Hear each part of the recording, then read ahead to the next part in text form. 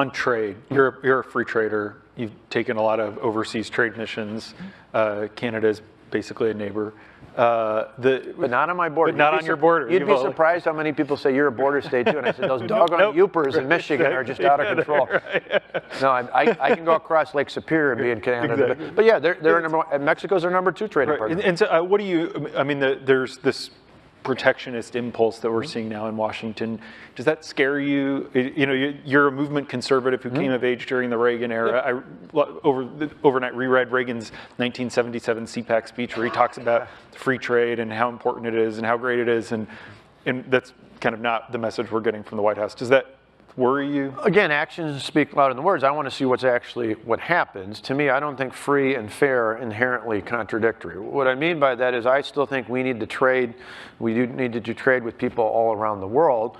But I do think it makes sense. You know, for example, I ride a 2003 Harley-Davidson Road King.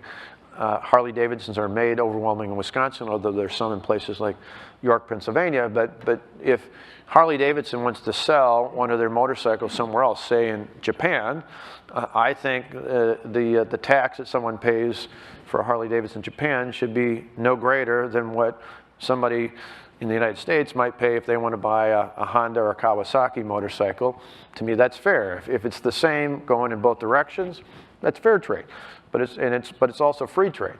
If, however, as some countries have done in the past, they say there are going to be extra fees or tariffs or things on top that we don't require for trade going into their countries now has to be, or excuse me, if we don't get one way, but they get the other way, I think free trade should also mean it should be fair. And if it's on a level playing field, I'm overwhelmingly convinced that the American worker can compete with anybody in the world. Just give us a chance to play on a level playing field. And one other thing, just as an aside, you know, whether it's with TPP or TTIP, which is not yet out there, but has been talked about on the other side of the Americas going into Europe, I think trade with all those markets is good, but it not just as a Republican or conservative, but just as a citizen thinking, most of these trade agreements are like gigantic. If it's really about just leveling the playing field, shouldn't it be like a page or two?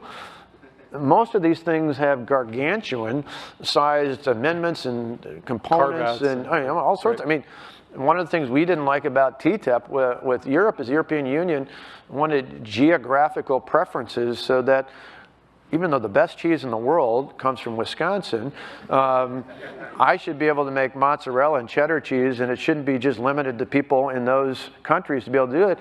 We make Colby cheese in Colby, Wisconsin, and if the Germans or French or Italians or British want to make Colby cheese, knock yourself out. We'd love to compete with you. But don't make it part of some trade agreement that says you can only call it that if it comes from a certain region.